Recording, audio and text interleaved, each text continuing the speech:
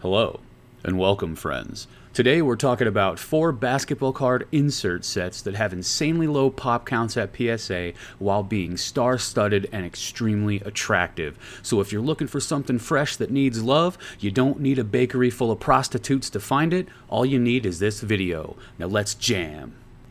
First up is 1998 Tops Kickstart, which kind of has an electronic, like Funko disco, like funky, not Funko Pop, but like a kind of a, I don't know, it's just very shiny. The whole card is silver. A lot of the, Kaboom is a very popular insert set, and it's very expensive. And there are some that are out there that look kind of similar, and this is one of them. It's just, again, very silver, it's just really shiny. Check it wherever where did it go? Is it up there? Check it out. It's really crazy. Vince Carter and Kobe Bryant kind of headline it. They're relatively cheap. Tim Duncan you can get for just a couple of bucks. Vince Carter is around $17 to $20, and same thing with Kobe. I've even got one at PSA being graded right now that I actually pulled from a box myself that I opened. I think these are quite attractive. I think that people kind of see them. Maybe not everybody knows about them. They come around 2 to a box, I believe was the count on that. So nonetheless, the boxes are still a couple $100 these days, so the barrier to entry is not that easy. So maybe check out the 1998 Topps set Kickstart. Next up is 1997 Fliers Jam City, and this one has a real nice comic book feel to it. The base of the card is white with a drawing, a picture of the dudes superimposed with a real flashy silvery Jam City and kind of a graffiti type look. Kind of looks like Kaboom, but also has a comic book feel. I don't know if a lot of people know about this set. Jam City did not look good in the previous years. This is kind of unique, and man, they are attractive. So I think that if this set gets more attention, then people are definitely going to be all over it because it's attractive and it fits the culture of everything and what people are into with the sneaker flipping and all that type of shit. NBA jams, comic books, NBA Jam! Who wants to break the backboard in the fourth quarter? And why do they, what is Dan Marley? I was Marl! Weird stuff. So, yeah, who else is in here? We got the headliner is obviously going to be Kobe Bryant. His is going to be like $30-$35. That's the most expensive one that you're going to find. But you also have guys in there like Shaq. He's like $20 or something like that. But the ones that are dirt cheap, the guys that I think are underpriced to have a lot of room to move are Olajuwon, Barkley, and Malone. There's also Sean Kemp, Gary Payton. There's just a lot of attractive cards there. But specifically guys like Malone, Olajuwon, and Barkley, you can get them under $5 in most cases. Check these cards out. They are quite attractive. I do think Jam City has a lot of room to move. Jam!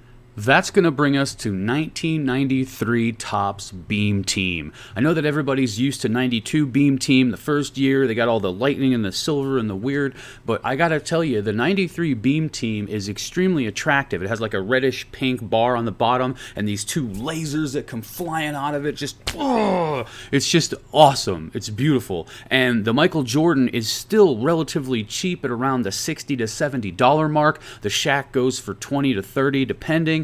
But the guys like Olajuwon, Barkley, Stockton, Malone, all of those dudes are essentially under $10 and in some cases $2 to $3. They're not that easy to get a hold of. And guys, one of the benefits of all these sets that we're talking about is that they have an insanely low pop count at PSA. That's part of it. Not a lot of them were submitted. They're not that easy to get. And now, 30 years later, they're not very easy to get in good condition. So grading them is difficult. So while you're out there, it's kind of like that vintage rookie card hunt. We're looking for that good enough condition guy so we can send it in and take advantage of low pop counts. That's one of the benefits of these attractive cards, is that even if people don't know about them and even if they don't just suddenly jump off the shelves or whatever, if you had a condition 9, 10 graded version, anything like an 8 or better, you would still make profit for the buying of the card and the grading cost pretty easily. So that is one of the reasons why I'm pushing this stuff on you guys. Like, I'm back in the alleyway. Hey man,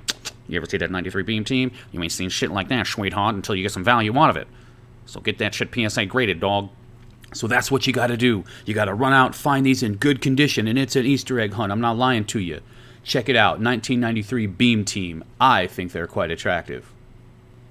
And that's gonna lead us to the most modern and sophisticated of insert sets, and we are talking about none other than 2012 Marquee. Yeah, 2012 Marquee, back in the day, you would scoff at Marquee. You'd be like, low-end products, see?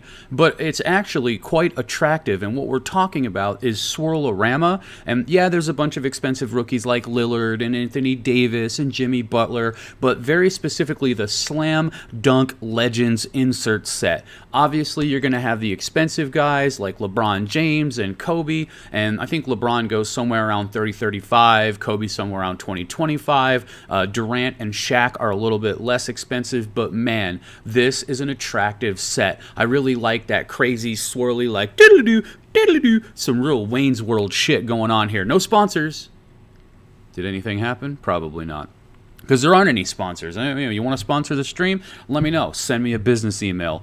Stuff like this is bound to catch on eventually. It's too attractive. And, there's so many people that are in the hobby now. Eventually, somebody's going to find this shit because there's a lot of nice cards out there that people just haven't paid much attention to. I mean, back in the day, Select was the king, and Prism was second to that. And then you had lower-end sets and things like Marquee, and you can find Marquee in the Chronicles product these days. Like, what are they trying to do? Feel us out to see which one they can bring back and make a full set? Like, this sold a little bit better than the others, so let's go ahead and bring Marquee back. Blah, one of your 800 sets that you produced this year. Thanks, Junk Wax Bubble. If you guys enjoyed this video, please hit the like button, the subscribe button, that bell notification, and let me know what you think about it in the comments below. And I will catch you on the flip flap.